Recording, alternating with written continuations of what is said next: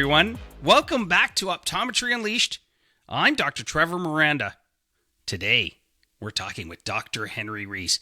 He's one of Canada's most innovative optometrists, a trained ophthalmologist, and an entrepreneur who's been pushing the profession forward. Dr. Reis moved here from Brazil 12 years ago and has built not one, but two pioneering clinics in British Columbia. And along the way, he's been recognized as Optometrist of the Year. He also travels the world sharing his insights on eye care, technology, and specialty services. So basically, if you want to know the future of optometry, he's probably seen it first. Henry, I'm thrilled to have you here. Welcome to the show. Hey, thank you so much for having me. I wanted to talk about what brought you to Canada in the first place. You moved from Brazil 12 years ago, and I know how much you love your homeland and you go back to visit, but what brought you out to Canada?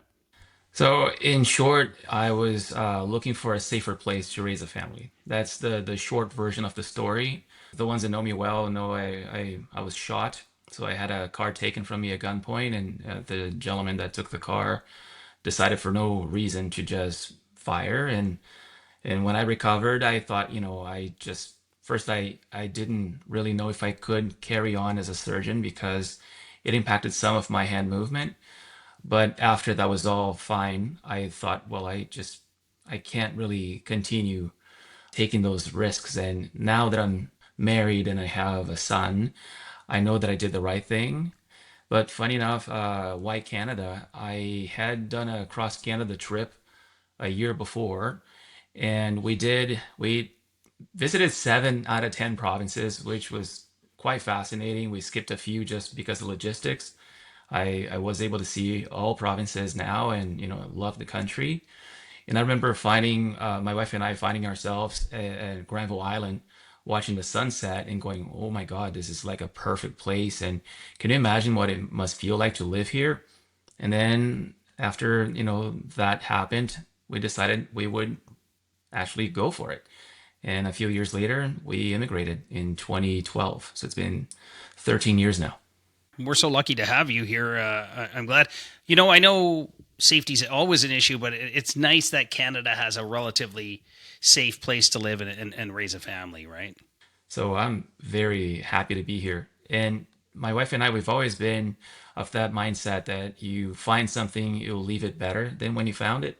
So, when we walk into a room, we can maybe see if there's a painting on the wall that we need a line. And if there is something that is broken, we try to fix. So when we moved here, in our minds, we're like, we're given this opportunity. How do we make that place better? So that's been the tone of my story here since we started. Every single interaction, every single thing that we've done is always like, well, is this better because we're here? So, it's that sense of gratitude and giving back that keeps pushing us forward, really. That's a great philosophy, whether you're coming from another country or you were born in Canada. I love it. So that's amazing. What would you say those early years were like, Henry, when you're building your career as an optometrist now in Canada as a newcomer? I think it's the story of every immigrant. It's not easy. You start having to do everything yourself. You have no connections. You don't know the language. There were so many funny stories of me not knowing like proper English. And for the first few months, every time someone wrote on a patient's file that they were a homemaker, I thought they were designing homes and building homes. So I thought, oh my God, this place has so many engineers. And then I told this doctor that was working on the same day, I said, what's up with Canada and all this home building? And he goes, oh, you mean homemaking? So stuff like that. So it was tough. It was comedic at some points, but it was really hard getting to start over from scratch. But at the same time, now looking back, I feel like it was liberating because you get to get rid of all the bad things that have happened in the past, and it's a clean slate. You can just decide what the story is going to look like. And yeah, the first year was tough because professionally I did not know anybody and nobody knew me. So to express my ideas and convince people that they were worth pursuing was a challenge. In dry eyes, for example, the first practice I was in, it was a part of a big corporate conglomerate, and they didn't have a dry eyes practice. They didn't have certain protocols in place for glaucoma, for example. And I presented all of that to the owner of the practice, and he was like, "Well, let's learn a little bit how we run things in Canada before you voice your ideas. Sit and watch for 6 months before you come back to me with any feedback whatsoever." So I had a notebook of ideas and waited for the 6 months to finally just dump it all in one meeting, and it still was hard to implement them. So having that first initial moment, getting to build your reputation is incredibly hard. When you set out on your own finally and you're in charge of your destiny and you have the authority and ability to implement your strategies, I think that really allowed you to blossom when you first opened your first practice. How long ago was that? It was April Fool's 2014. Very auspicious day, can you imagine? So I found the practice for sale in 2014 in around February. Reached out to the practice owner that was selling for a medical reason. She needed to move to Germany for cancer treatment. And she had 8 offers on her table when my wife and I showed up. And she looked at both of us and thought, well, they're a power couple. I think they will provide good care to my patients. And she said, if you guys match the highest bidder, the practice is yours. And tell you the truth, Trevor, I didn't even look at the financials in greater detail. I didn't know what to look for. I had no idea what an account receivable was. So we made that jump based on exactly what you just said, that if we wanted to buy an OCT, which is something that we didn't have in the practice I was in, then I could just go ahead and get one. If I wanted to have ultra wide retinal imaging, I could just get one. If I wanted to start implementing specialized appointments for dry eyes and glaucoma and what have you, then it was just my decision. And when you have the independence to do that, it means the world, especially if you're trying to shape the world around you. If you're not just clocking in, clocking out, I feel like that's crucial. And that's why independent optometry is so important to me. And that's why I try to protect it so much. Yeah, and I think you were one of our most special, distinguished optometrists in British Columbia, at least, because you're a trained ophthalmologist that now is advocating for wider scope, for instance, for optometry. Can you give me your thoughts on what it feels like to no longer do surgery and what you think it's going to apply to the future of optometry in terms of scope? So, just to give you an idea, there's no optometry in Brazil. So, back in Brazil, you have just surgeons, the ophthalmologists, but they do the clinical, the surgical, and then you have the opticals that are completely separate. There's no doctor working in the back of an eyeglass shop. That does not exist there. So when I moved here, I thought, wow, that's a massive conflict of interest first, that you're recommending products and then you're retailing them. So it was very uncomfortable for me personally to actually recommend an eye drop and have it available, conveniently available at the front. And I thought, wow, there is it's almost like a hidden agenda there. And then I learned later on that that was not the case. You're just providing better service. So I had that prejudice when I started, and there was also the conflict I had was, you have medical training, you understand some pathology at a deeper level, or so I thought. So to delegate that to optometry would incur in higher risks and potentially negative outcomes to the population at large. And I had no idea if that was true or not, but I find that pretty much every MD has that in their subconscious. So when I started, I reached out to a variety of surgeons because I was still practicing back home. For the first few years, I'd still fly back and have 157 surgeries one year, 200 surgeries the next year, and cram them all in 2 week vacation and just go nuts operating 30 patients a day. And so the surgeons at first, when I introduced myself, I'd say, well, I'm Dr. Reis, ophthalmologist, cornea specialist, and I'm practicing here as an optometrist. And they would see me as an MD and treat me as an MD. So I'm still a member of the COS, the Canadian Ophthalmological Society, as a internationally trained surgeon, still a member, probably the only optometrist I know who is a member of COS. And to this day, they haven't really complained that I'm working, wearing both hats in a way. But it was interesting getting in touch with surgeons and going out for beers and oysters with a few specialists here in town and learning what they really think, what they actually want to achieve when it comes to collaborating with ODs, and if they actually trust our profession to take care of patients like glaucoma and perform minor procedures like chalasia, for example. So at first it was fascinating because they would say, well, I know you're working as an OD, but here's what I really think. And then some of them were very pro optometry and they understood the big picture that they just cannot really serve the population, and even if they could, that they're not necessarily the best ones to do so. I don't really see any doctor out there who says, "Oh, I'd much rather deal with this binocular vision case or this dry eye case." I find that primary care in general uh, should be, and in most cases, is owned by optometry for a reason, because optometry is better suited for that. And when it comes to scope expansion, it's the same idea.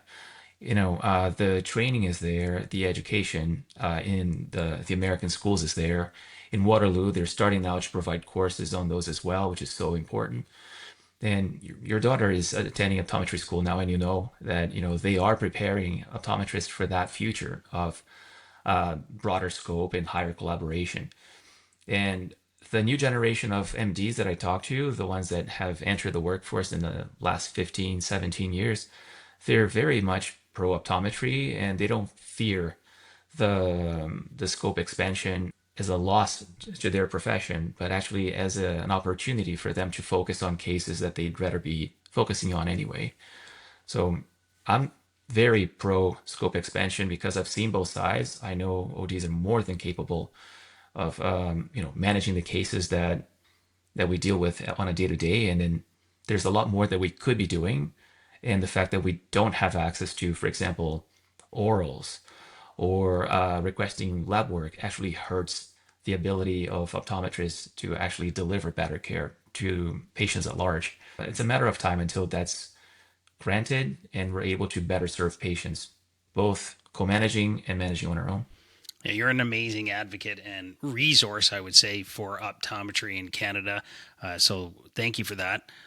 Henry, I wanted to pivot a little bit to sort of the innovation and clinical specialty care that we offer, and that you, especially on the dry eye front, you've introduced treatments like ambiodisc, which is amniotic membrane implementation, and I know radio frequency microneedling and things like that. And that takes some risk to do that, to bring a new innovation that now becomes a bit more mainstream. Can you speak to that challenge of bringing in a new technology? What are some of your considerations, and what are some of the newest, coolest things that you have brought in that you're really proud of?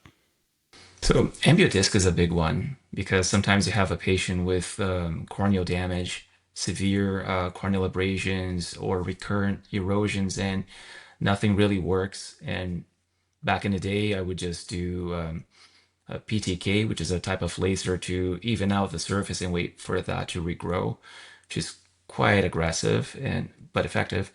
Having something that is non-invasive, that is safe, and provides patients with a similar, if not superior outcome is just phenomenal, right? So when that became available, the company that distributes that in Canada reached out and asked if we were interested, if I was interested in, doing the very first amniotic membrane transplantation, and I was thrilled to do so.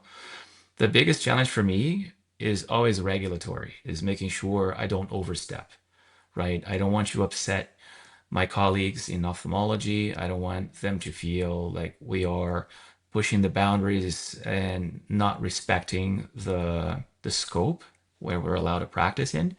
So when we brought in, for example, RF and IPL, I was helping the company that brought in the RF device with their regulatory approval for ocular therapy. So it was our clinic, another one in the North Shore, and one in Toronto. The three practices were collecting data that would be used for the study for Health Canada approval. But before I said yes, I reached out to the registrar of the college at the time. It was Dr. Robin Simpson, and I asked him, is this okay? Is acceptable? And then on top of that, I reached out to a few colleagues like Dr.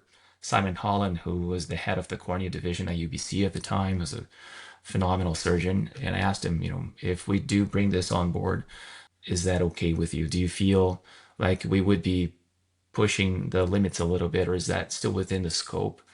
And after getting the blessing from both, then I feel like why not? Right? As long as you know what you're doing, you're careful, and there's scientific backing, it would be a disservice not to have the latest and greatest in your practice. So I am an early adopter in a lot of technologies, but there's been a few over the years that I have resisted, some that I currently am resisting still a little bit, waiting to see, if there's better studies out there before I start performing procedures and therapies in the office. But one that I'm very proud of was actually the radio frequency when we had the Forma from InMode. It was a square handpiece that was quite large and hard to maneuver around the eyes. And at the time, they connected us with their chief scientific officer, this Russian gentleman that was helping redesign the handpiece. And it was with feedback from my wife, who at the time was helping with the ergonomics of it and trying to see if there was a way to add the bipolar structure to a smaller area. She did 80% of the work, really, 90% of the work. And then us, working on patients, getting a 3D printed handpiece before the now called Forma I came to be. So, we had a very active role in designing it and being part of, that coming to market, which was a reason where I'm very, very proud. And then there's AI for Eyes, the company that I co-founded in 2018. So there goes 7 years of my life, and I just recently stepped down from my position as CEO of the company. But we developed a very functional, phenomenal piece of hardware where we scan the eye back to back, the interior surface at least, to provide patients with a very quick and easy diagnosis that uses AI for treatment recommendations and diagnostic recommendations as well. Because the biggest challenge that I found in clinical practice for doctors like me that love dry eyes was that we all know what we need to do, but you find a way to do it consistently for every patient when you're running behind is a challenge. And when you have to educate those patients, you have to take time away from the next guy, the next person, to sit down and explain and create and come up with a treatment plan. And having a system that does it for you and uses the latest and greatest in studies was something that was almost too good to be true when we decided to start a company. But now it's out there. It's on regulatory trials. There is a working device. The software is ready. The algorithm is ready. I can't wait to see that hit the market. And it's got my fingerprint all over it. It's my brainchild. Can't wait to see that go live. You're an uber talented person, Henry. I mean, incredible, all the skill Thank set you. that you have. But tell us what were you trying to solve? What problem were you trying to solve? It's a tripod of speed, consistency, and accuracy. I find, that story that you can do something cheap, but it's not going to be good, or it's not going to be fast. I have to pick two out of the three. I find it dry eyes the same way. If you do it well, it's not fast. If you do it fast and accurate, then it's not consistent because some patients won't get the same level of care. And to hit all three is insanely hard. And to do that and repeat every single day is something that only a handful of doctors I know can do, but then at the expense of not having a dispensing practice, for example. And I knew that we could have a system in place that allowed doctors to have every single test done in record time, have them analyzed like an expert every single time, and have the best outcomes every single time. So, to elevate doctors from, that position that they know they can do it, but not consistently, and making them deliver that consistently and accurately every single time.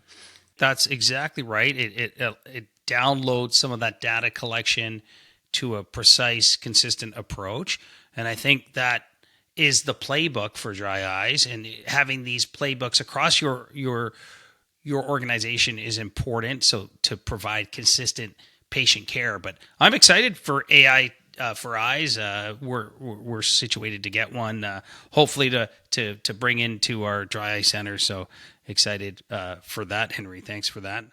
We're going to take a quick break and hear from our sponsors. I'm thrilled to share an exciting new resource for professionals in the eye health industry, Eye Care Collective. Eye Care Collective is redefining collaboration and growth in our industry. Whether you're a clinic owner, optician, or an eye care professional, this platform empowers you with the tools you need to streamline your operations and elevate your success. As a member, you'll enjoy the benefits of consolidated billing, access to competitive pre-negotiated discounts, and programs tailored to support the unique needs of your practice. If you're ready to amplify your impact in the world of eye care, visit www.eyecarecollective.ca and find out how Eye Care Collective can support your journey to success. You probably do a good job of capturing contact lens sales after seeing a patient. But what happens when they use up their initial supply? Yes, your patients love you, but at refill time, they're probably just taking the path of least resistance to restock their lenses, going online or to the big box stores. These missed opportunities add up to tens of thousands of dollars leaking out of your business. That's where Auto comes in. Auto allows you to be that path of least resistance. Auto is the easiest way for eye care practices to stay engaged with patients and offer them a frictionless way to order their contact lenses and dry eye products from you, rather than from your competitors. Timely refill reminders and one-click reorders offer patients an unbeatable purchasing experience. And on the back end, Auto is integrated directly with your suppliers to allow for uber-efficient order management and fulfillment, saving valuable staff time. Over 600 clinics across Canada and the US are already using Auto to reclaim lost sales and simplify their workflow. Want to learn more? Check out their website at autooptics.io. That's OTTO optics.io. Sell more, do less with Auto.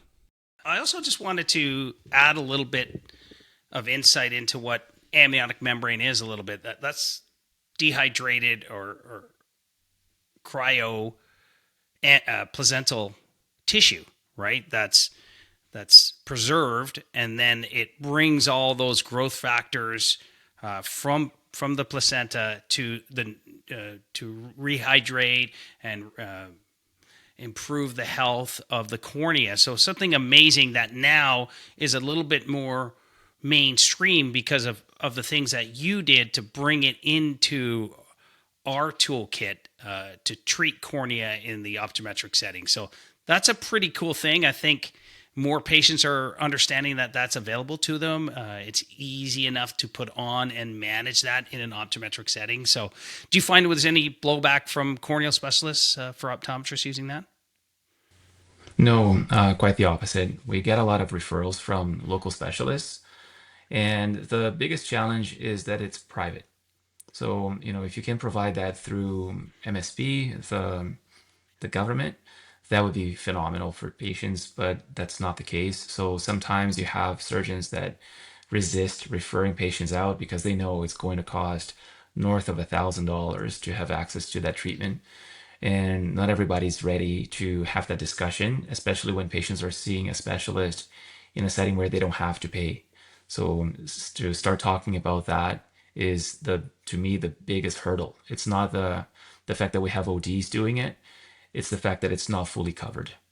Yeah, exactly. And I think that's another reason why the referrals are coming to optometrists, right? They can't, they're not set up to take sort of a payment system direct from the patient for services, or at least they haven't been as easily in the past. And RF is radio frequency. That's energy. Can you just explain a little bit of what RF does specifically?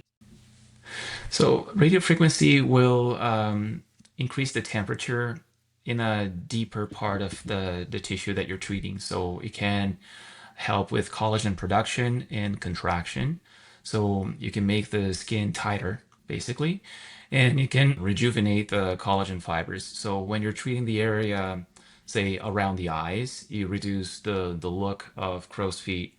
You help with the overall contraction of the skin, the elasticity of the skin, but more importantly, when you work on the meibomian glands, which are the glands that release oil to the tear film, those glands are now surrounded by more collagen, healthier collagen, and they're able to contract more efficiently and release the oil that way. And also, the oil that gets trapped inside those glands for too long becomes thick, and having that targeted energy directly on those glands allows that liquid to become easier to be expressed. So if the doctor, after performing the procedure, can use a small device to compress those glands and release the oil, allowing those glands to go back to flowing more efficiently. And those patients that have dry eyes, because of that, they find great relief. But it's the kind of treatment that you have to repeat. So we normally recommend multiple sessions, usually 4 to 6, a couple of weeks apart. Yeah, and it's one of the spin-off benefits is improved aesthetics. Are you finding patients opting for these treatments because of the aesthetic benefit more so than the improvement in their dry eyes and their ocular surface? It's 50-50. You know, when we ran the trial, I posted an ad on the local newspaper that said, "Want to treat your dry eyes and look younger? Show up this day, this time." And we had a line that was around the block, and everyone just was there for the look younger part. I'm pretty sure probably 1 out of 10 was there for the dry eyes, and the rest just wanted to get rid of the crow's feet and the double chin. And that's a challenge sometimes when it comes to getting it approved by extended health benefits, because they want to make sure those patients are getting the treatment for medical purposes, right? And we have to draft a letter, and it's very well worded to say, well, we've tried conventional therapy before, it didn't work, and then this is the next logical step. But some patients, they do approach us, and they find that it's a safe space to talk about their concerns, and they don't really need to go to a med spa, for example. And I find that a lot of patients, myself included, would never book an appointment at a med spa, but we all need to look after our own eyes, right? So once you see an optometrist and you realize that you have a technology that could improve your tear film and make you look younger, what's not to love?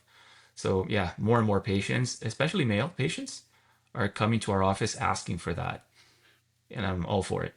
No, 100%. We should get those look pretty spa days too, right? And we could do it medically at our optometrist office. So that's really great. I want to talk about the leaders that have had a major influence on your career. Tell me about Dr. Patrick Savageau. So I met Patrick as part of an initiative where we would have doctors from all over the country get together in a think tank in Toronto. And he was a very friendly, knowledgeable guy when I met him, you know, with that French accent that I wish I had. And yeah, we clicked. We started talking about life. I remember we went to a Blue Jays game, and it was my first time watching baseball. And I don't think he's a baseball fan either. So we basically were just chatting with each other the entire time, annoying the rest of the team that was with us. And he was at the time developing now the device that he launched and got Health Canada approval, and the retinal oximeter that he launched. He was still in its infancy, and to see his enthusiasm with that device, and to also see how he could navigate running his own practice, being an entrepreneur, developing his own product in a startup, but also to be involved with the association and the college, which was the president at some point. So it's so rare to have someone that can be creative, that can be entrepreneurial, and can also work in the political side of our profession. I don't think I've ever met anyone that could tackle all three as well as he did. So that made a huge impact in how, you know, I try to lead my life. He's a phenomenal human being, a true inspiration. And I don't think he knows that. I don't think I've ever said that on the record. So, Patrick, if you're watching, I love you, man. That's amazing. I love it. That's awesome. Is that called Zelia? Is that the Ziliad. Zelia? It's so such a cool Yeah. technology. So can you just explain that a little bit to our listeners? That retinal oximetry. What is that? So it was called Retina back then, now called Zelia, like you said. It's a camera that allows the practitioner to see how much oxygen a specific part of the the eye has. So you could point it at the optic nerve, for example, and see if the oxygen levels are high or low. And that could indicate that you need to pivot the treatment. So it's a metric that does not exist right now. We've never had a way to measure the oxygen level in live tissue in a non-invasive way. And we have, oximeters that you put on your finger when, someone goes to have surgery or is in an ICU. That's the first thing they do, right? They check your saturation. But to actually point a camera and see that inside the eye is going to open opportunities for new therapies to be tested for a different standard of care, really. He developed that himself and his brother. It's fascinating stuff. It's amazing what's coming down. I'm still really excited about the technology and our ability to manage patients better and really, quite frankly, save people from going blind. I think that's an amazing profession that we're in and be able to do that. I wanted to ask you, if you would to go back, what would you do differently in building your business? I think I would have expanded to a bigger practice sooner because that was a limiting factor for a number of years. If I showed you my numbers, we grew exponentially for 7 years. And then we got to a point where we were still growing every year. Every single year we've grown. But the amount of growth was, well, substantially reduced because we just could not fit more patients in. And that's why we started to look at, expanding to a second location or even just moving to a bigger location. And in hindsight, I should have done that 5 years earlier. Would have made it a lot easier for us to deliver the standard of care I wanted because some technologies just wouldn't fit in the space that I had. And I wanted to have ophthalmologists working alongside optometrists, and that is just not possible in the smaller practice that I had. So expansion, early expansion, more aggressive. Yeah. And it's funny because you say that because our fifth location, which is in year 4, we cold started with 3,600 square feet, which is for those that don't know, that's an aggressive, let's say, ambitious amount of space to cold start a practice. But we knew from our previous learnings that we would grow into it. I frankly felt sick when I first looked into that space. I thought, oh my gosh, we got way too much space. We're never going to use this, and I've just blown my brains out. I haven't done a good job at stewarding the business, but it turns out, year 4, we definitely need the space, and we're going to grow right into it very well. So that's a good tip for those folks that want to bet on themselves to grow into it. Retrospect is, hindsight's 2020, so you can't go backwards. And I think you've done a lot of amazing things the first time, so that's very, very good. Let's just talk a little bit about clinic growth and staff retention, mentorship. What are some of the lessons learned? Because not only are you wearing an ophthalmologist hat, an optometrist hat, and a business hat, but all those other hats by owning the business that you've been forced to wear and excelled at that because of your clinics are growing so rapidly. So what's been the toughest challenge managing the growth that you've experienced with now 2 clinics growing fast? I want to say, and I think that's probably the best answer here, maintaining the standard of care. Because as you get busier, then things start falling through the cracks. Recalls are not performed well. In some patients, they don't get those reminders. Some glasses don't get delivered as quickly as they should have. The office looks crowded. The first practice that I started, the one in Burnaby, is so busy sometimes it feels like we're giving away candy or something. So to maintain that standard of care is a big challenge when you grow. And that's what we're actually focusing on right now. We're trying to find a team, the right team, that understands that it doesn't matter if you have one patient in front of you or 20, they should all get the same amount of attention, the same energy. And I feel like that's the issue that makes most practices that grow too much start breaking down and start going downhill. And I don't want to be one of them. How do you find attracting talent? You must be growing and other staffers coming from other practices working at your practice or managing those teams to keep them incentivized and retain them. What's your retention hiring strategy? It's shifted a lot throughout the years. So I was a lot more hands-on when I didn't have my son. So we had my wife and I, we had the practice as the baby, and we'd be there training staff ourselves and engaging with them, making sure that there's no conflicts. So it was retention back then was a lot higher. And I find that the world has changed a lot as well. There's more turnover at large. But right now, I feel like the main goal for us and the strategy we're implementing is to hire people that want to be there. I feel like that's something that is often overlooked because you want to sometimes hire the one with the most experience or the person who lives the closest to the practice or whatever the metric you might use. But when I know that someone really wants to be there, that they're excited to be there, that to me is the number one reason to have someone in the team and invest time and money in them. So I feel like that's the secret, finding people that want to be there, understand your why, and follow and treat it as their own. That whole mindset of taking ownership is so important. We've started to implement sort of the stay interview rather than the exit interview. We start interviewing some of our team as to why they're staying, what makes them tick, and trying to really understand what we can bring to them to keep them engaged in our practice. Because, your energy levels may wane over the years. Some people get stale, right, in what they're doing and they need to move on. But can you make it exciting? Can you teach them something else? We now have 5 ocular hygienists. To your point, our dry eye business has grown so much. And sometimes some of our technicians pivot into a new area of knowledge, and that really reinvigorates them as well. So I think that's pretty cool. Is there anything else you want to add to that? No, I like the idea of a stay interview. I think that's something I will bring to my practice after this. Yeah, I would say also making sure you spend time in the practice. I know you have multiple clinics. It's hard to be present, right? So I heard it from a person that's been with us for 8 years that she missed having me in the practice when I was primarily running AI for eyes because that took most of my free time, and I had to cut down my clinical days from 5 to 2 to be able to, run the company. And the energy shifts when the owner's in the practice because no one wants that place to succeed as much as you.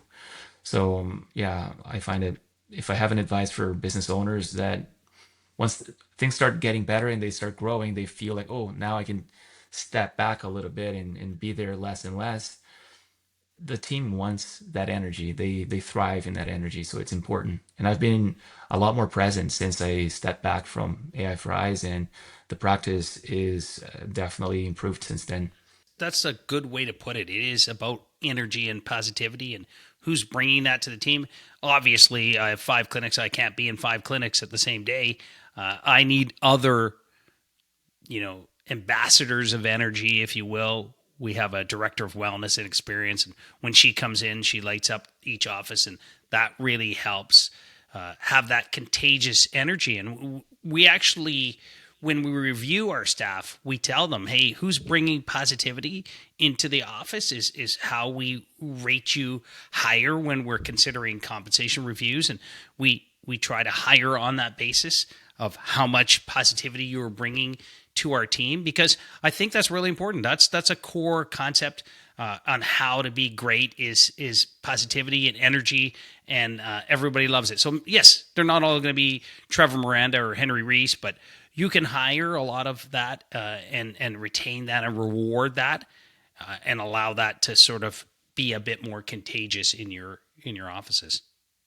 Yeah, one thing I do always, when I see a challenging case that had an amazing outcome, like an amniotic membrane that went from seeing 2100, and just seeing the big letters, and all of a sudden they can see 2020 again.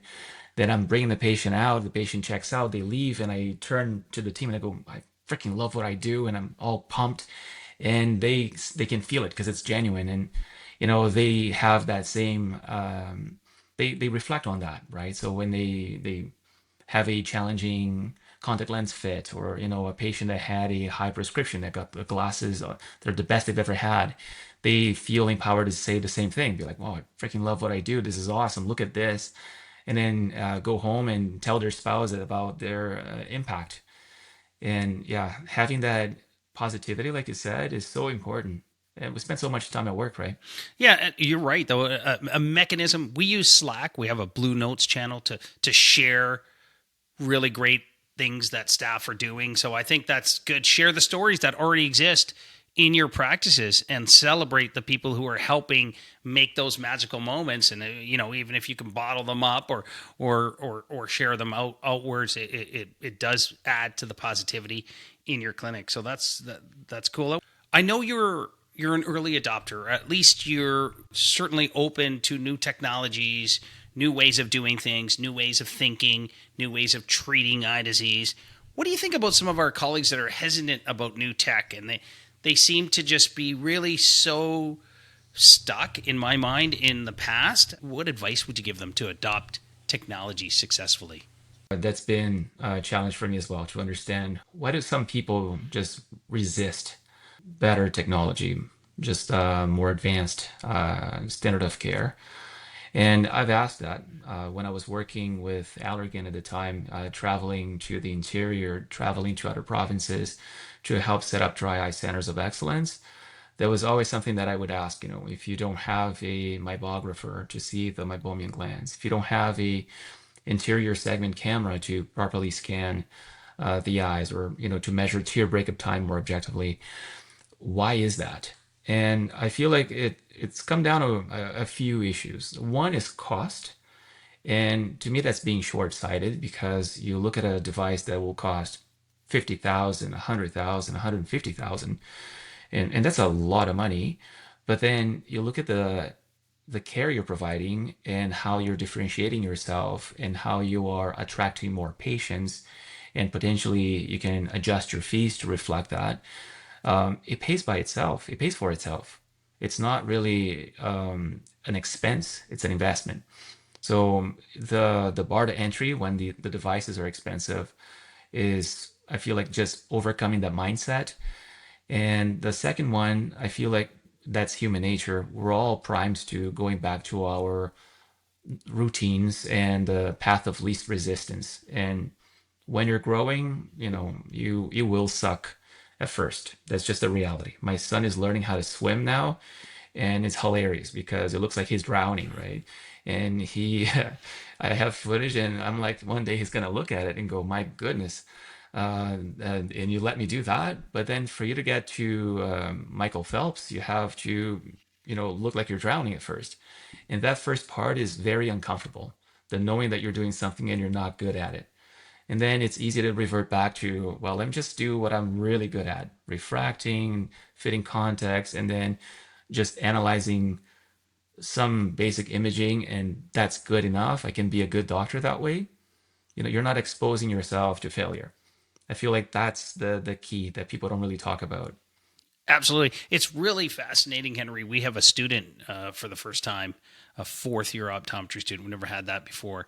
Very interesting how much, let's say, how challenging it is to say, or for that student to accept that that's a incorrect diagnosis, and why, to sort of break it down to basic principles, because they're so invested in getting it right from the beginning, because they've been training for years. They're smart students and they want to get it right. But sometimes it's better to realize, okay, no, like now I know what this is, versus what that is, because I've seen it and someone has coached and mentored me and confirmed it, as opposed to always being so caught up in getting it right at the beginning. It's just see as much as you can, learn as much as you can, just really be the sponge, I think, is really my message to my daughter who's learning optometry and in fourth year, and to others that are coming into our clinic as students. Yeah, and to me, it's only going to get worse.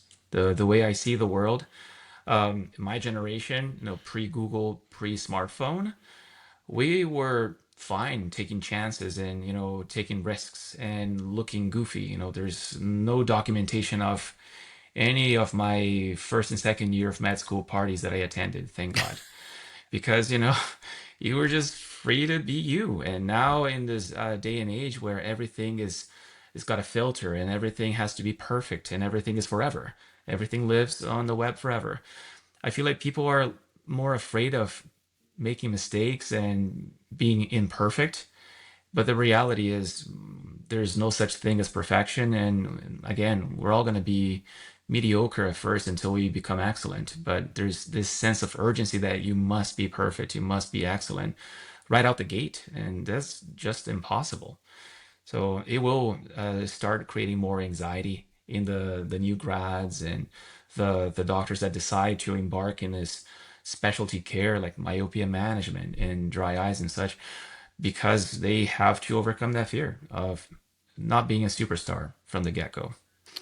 Don't you think? 100% agree. And to take that a little further in terms of team dynamics in general, I read a book called The Five Dysfunctions of a Team.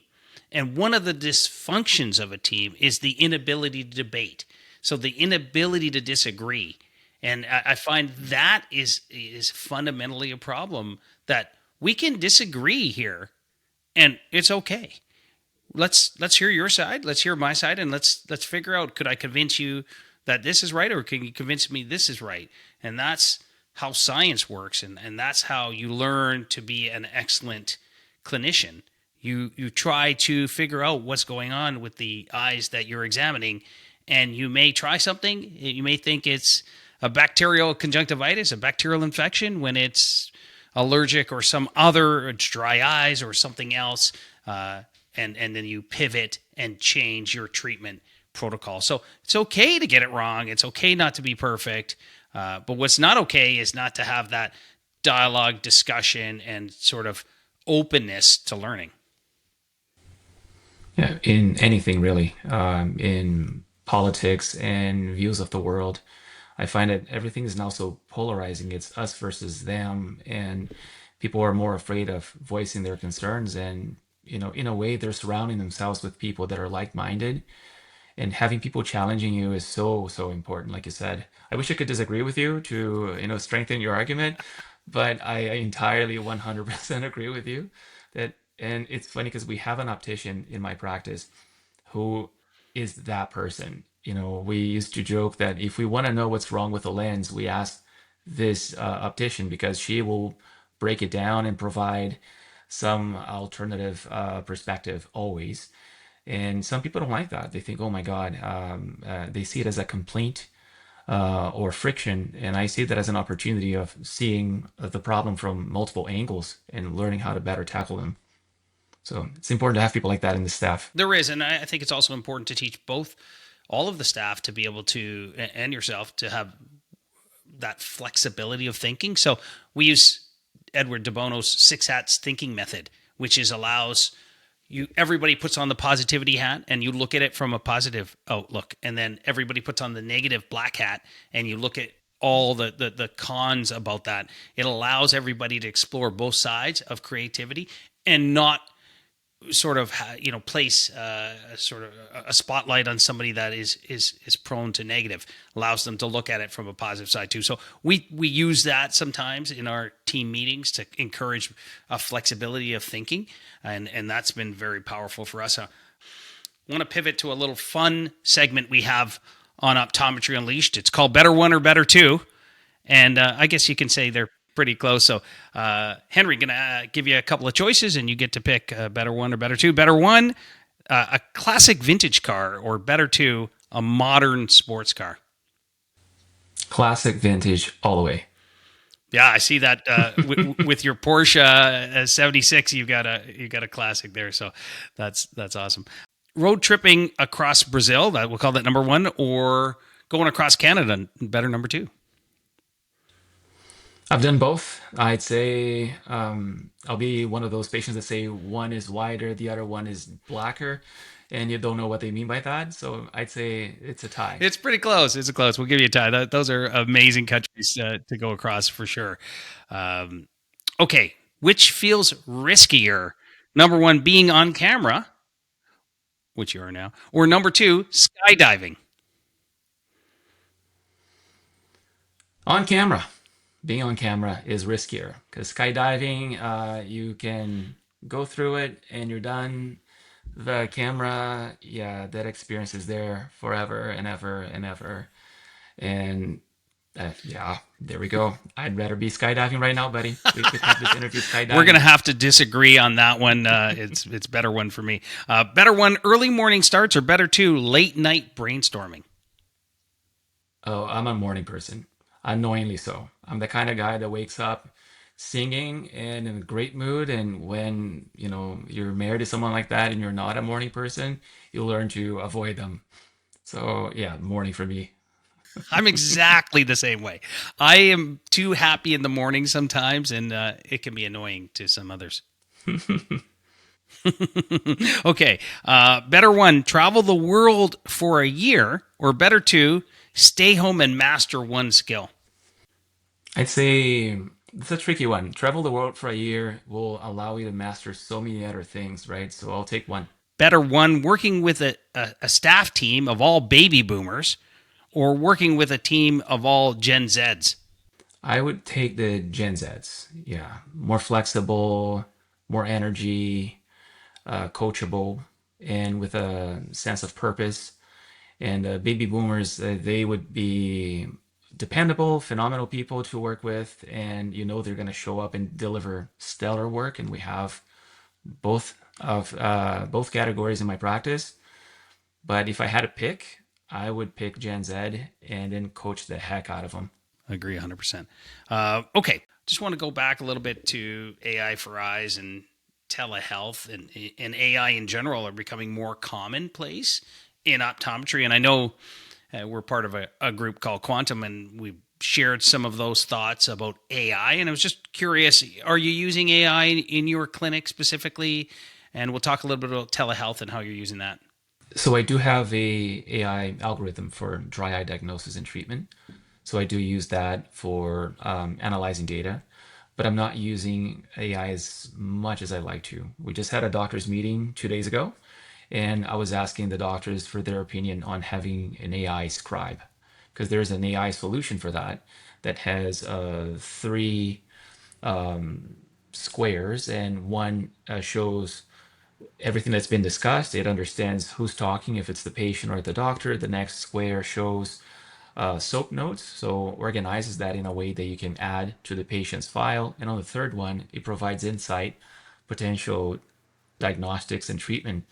And this is beta right now. And I thought, if my doctors were okay with this, and if regulatory again is fine with the whole confidentiality aspect, because there is now a microphone listening to what you're saying during your eye exam and then decoding that. If that's all okay, then that's the next step for my practice. But yeah, AI is going to be everywhere. And I find that doctors that don't use AI will be replaced by the doctors who do. But I really am of that camp that believes that AI cannot replace doctors, because there's the intangible that we have that machines cannot replicate. Going back to, connecting with patients, knowing their names, their life stories. And there is like eons ago, I when we were still shaking hands before COVID, I remember shaking hands with a patient that was referred by a colleague for dry eyes, and then just feeling some nodules and thinking, oh my God, this patient has rheumatoid arthritis and doesn't even know. And yeah, until robots are shaking hands, I feel like my job is safe. I think so too. And you're right that the nuance of getting the feeling from the patient, do they trust you, do they understand you, that feedback mechanism isn't there with a robot. Though AI, it can be very useful at making us more efficient, allowing the folks to do human things. We had Alex from Auto, Alex McIntosh, recently on an episode of Optometry Unleashed, and he was speaking to freeing up our humans to do the human work. And I think that's certainly apropos in this day and age. We're using AI to look at our calls and determine the sentiment of our calls. For instance, was it a positive interaction? So I think from training purposes, to help our team be better at the human to human interactions, because let's face it, the younger generation's getting less of that as they grow up, just dealing with digital world and less face to face time. I think there's going to be training that's needed to give those added touches that you do at your two clinics with you and your team, Henry.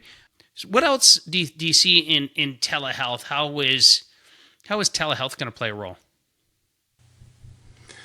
Well, there's always the obvious, which is remote locations where you don't really have access to care. And I think with a improvement in camera technology and stereo imaging, where you can have the understanding of depth a little bit better, and having automated routines where you can have a sequence of scans being performed with intelligence, not just scanning without any interpretation, that will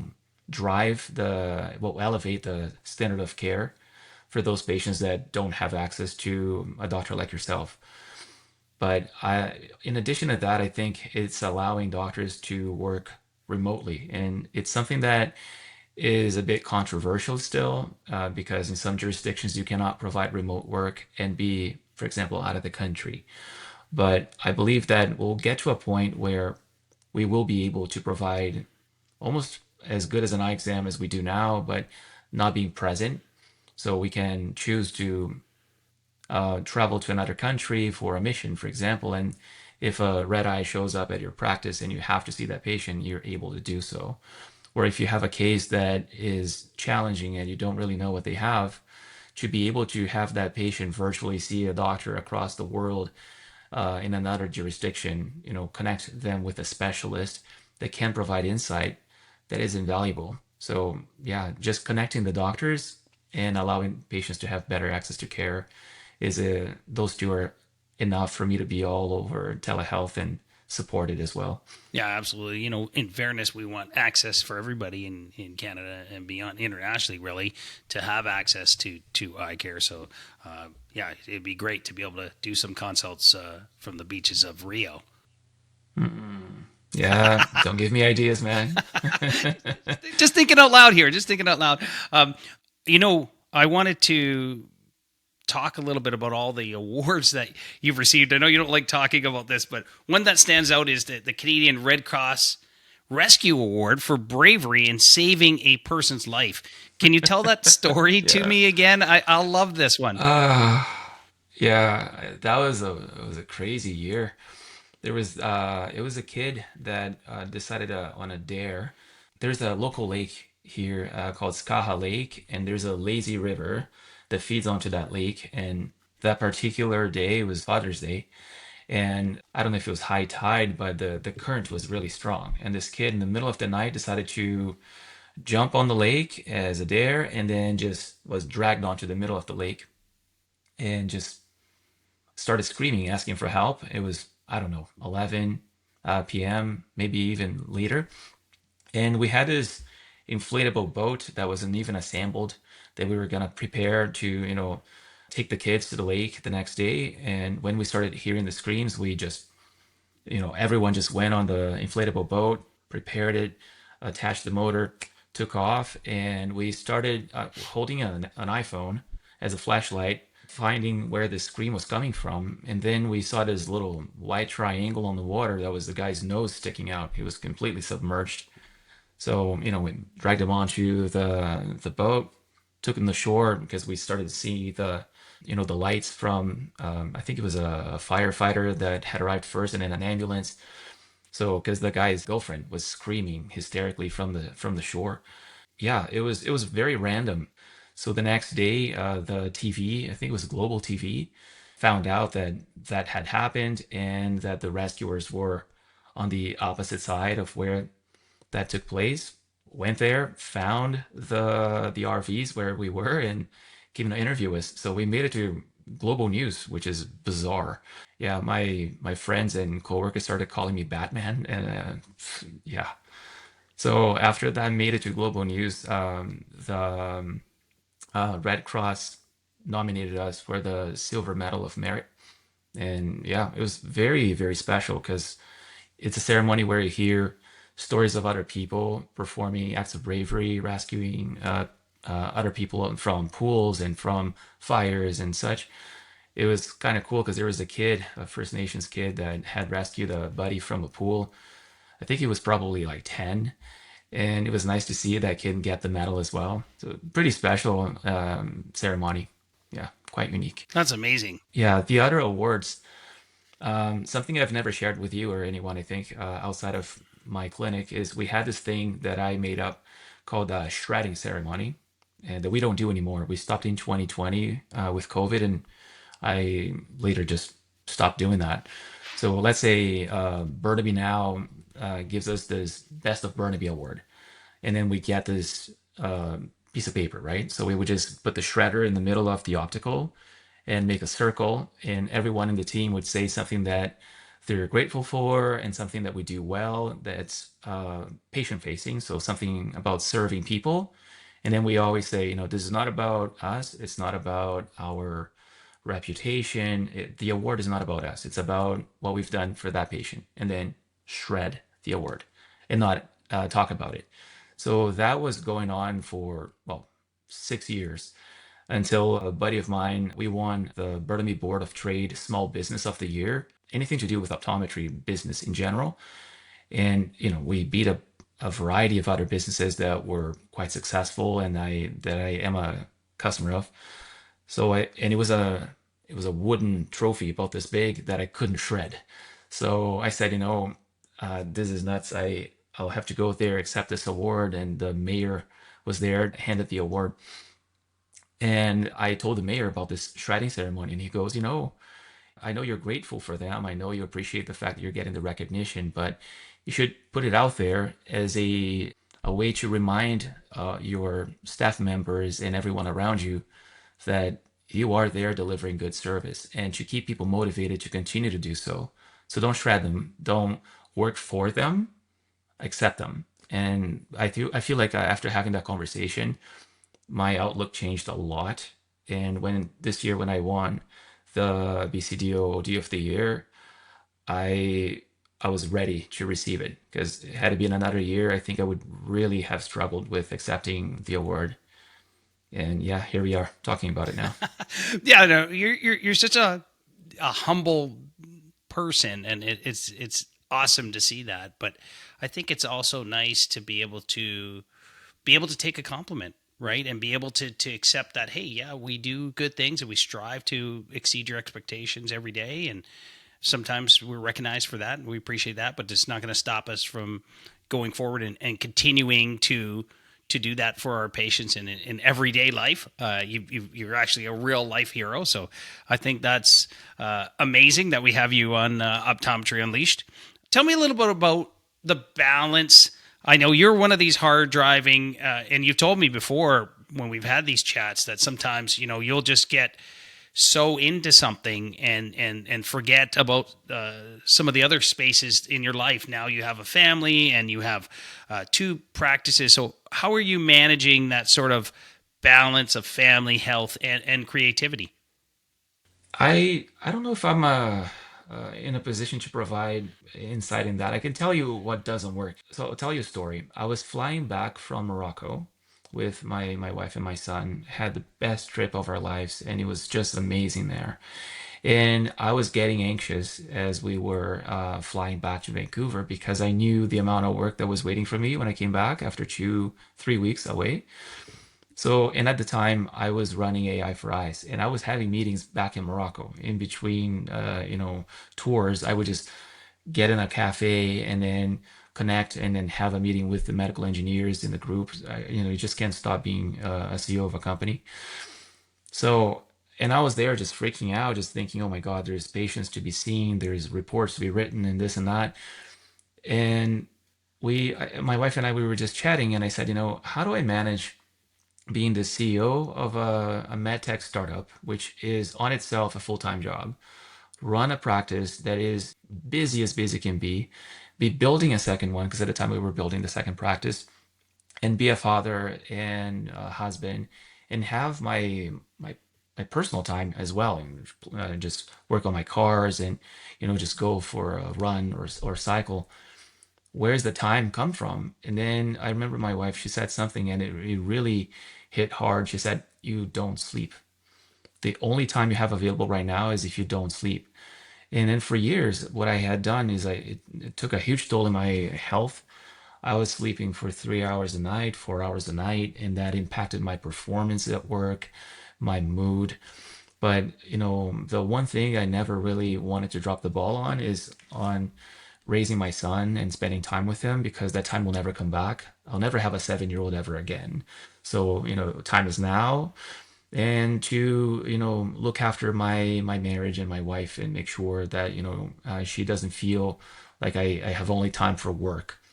So that's always first. And if I have to sacrifice anything, it's not them. It's going to be my sleep. And if not, now I step down from AI for eyes and have more time for the practices. But I think the advice is you'll never have true balance if you have too many plates to juggle. It's impossible. There's only so many hours in a day. You're going to suck at something. If someone says they can do it all, they're neglecting their family or they're neglecting their health. The truth is, it's a constant balance of, let me just give more attention to this one business, and then now this one suffers, then now I have to pivot a little bit more. This constant juggle that we all do, and maybe perhaps have less plates, for you to juggle is probably easier than not sleeping. I agree. Simon Whitfield, one of our guests, Olympic gold medalist in the triathlon, Canadian Olympian, I asked him what's his definition of success, and he says having a good night's sleep. So I think there's something to be said about that, because if you are sleeping, you probably have the right amount of plates, or you have the ability to juggle those plates. So if you're not sleeping well, maybe think about that changing. And that's great advice from Dr. Henry Reis. Control the number of plates or juggles that you have so you do sleep well. I think that is amazing advice. We're going to wind up here, Henry. I wanted to thank you for sharing your journey with us. And is there anything you want to mention, or do you have any questions you want to share with our audience? No, I just wanted to share one story because I joined I Recommend in a passive way. When I bought the practice, it was already a member of I Recommend, and I had to be vouched by an I Recommend member, but I had no idea what the options were and if that was the right move, even because I could have pivoted later on. And the amount of amazing things that have happened in my career because of I Recommend, having access to the EHR, the health record system that I use, it came because of that, because it was a paper practice before. The relationship with providers, with suppliers, the big group meetings, which is a group of practice owners getting together to share best practices, it really made a big difference. So I don't think I've ever had the opportunity to say that publicly, and I thought this is the platform for this. That I like to say thank you to I Recommend for doing an amazing job in empowering independent optometrists and providing us with tools to thrive and succeed. And I couldn't be happier to have stayed in the family, and I hope to stay in the family until I retire. Well, that's awesome, Henry. And for all of our listeners, I hope that Dr. Henry Reis inspires you to embrace innovation, lead your teams thoughtfully, and never stop learning. So thanks for joining us, Henry. And thanks for tuning in to Optometry Unleashed. Until next time, I'm Dr. Trevor Miranda. Thank you.